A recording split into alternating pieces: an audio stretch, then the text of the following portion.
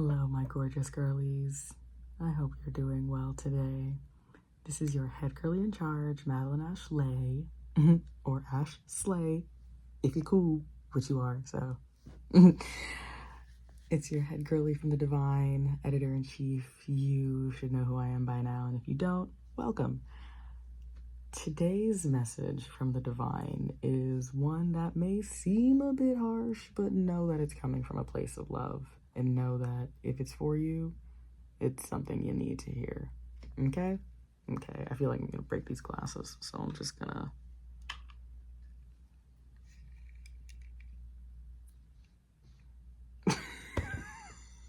That was so corny. But I want you guys to see my eyes. I want you to know I'm looking right at you. I'm looking at your souls. I just don't want to break them because my head is kind of big. Big forehead, big brain, you know?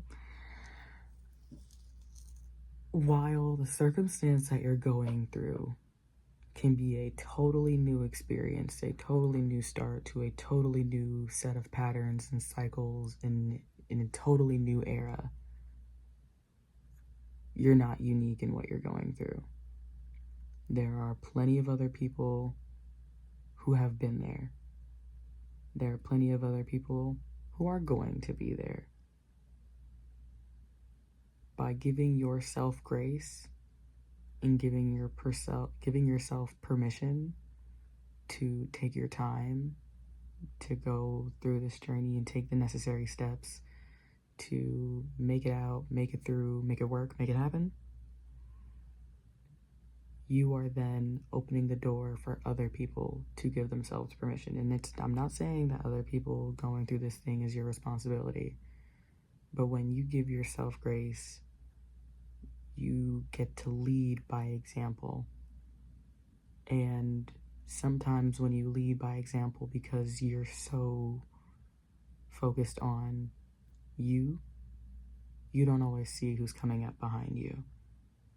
And if the example you're giving is, yes, this is a scary circumstance, yes, this is completely new, yes, this is completely uncharted territory, and it'll be uncharted territory for everyone, no matter who's been going through this, no matter who they know that also went through it, it'll be completely uncharted territory for everyone because everyone's circumstance will be unique to them, but the circumstance in and of itself will not be unique. There are plenty of people who have had to live with their parents in their 20s, 30s, 40s, whatever. There are plenty of people who have been without jobs. There are plenty of people who have been unhoused.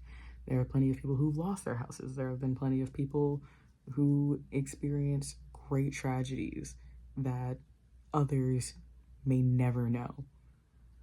But if you're going through it, there's at least 1-2 other people who have gone through it just the same.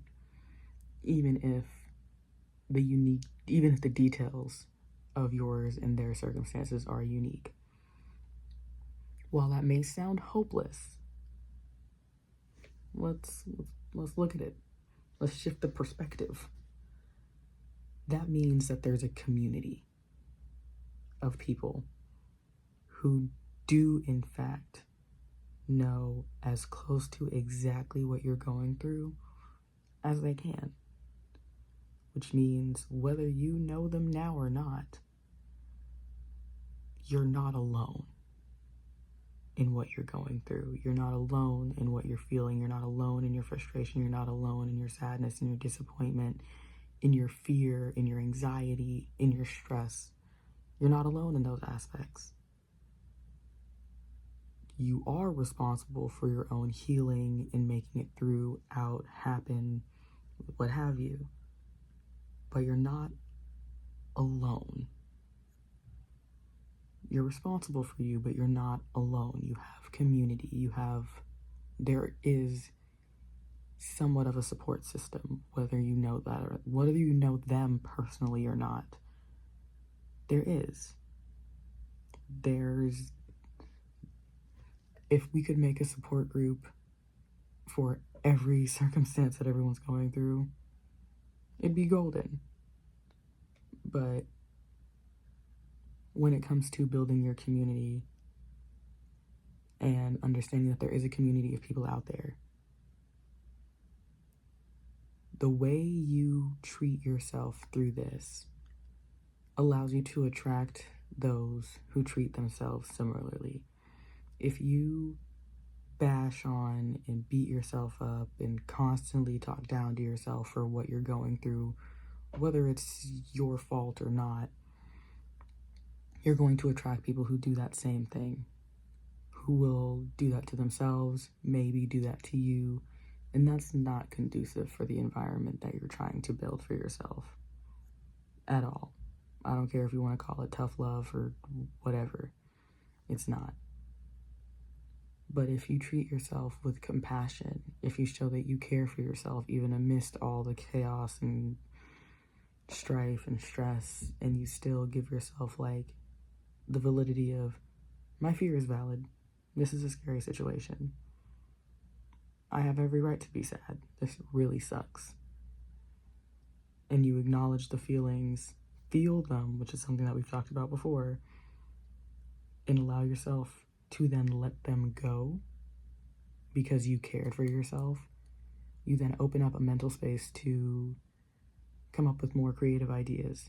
You create more space for your community to not only help you, but to also help itself.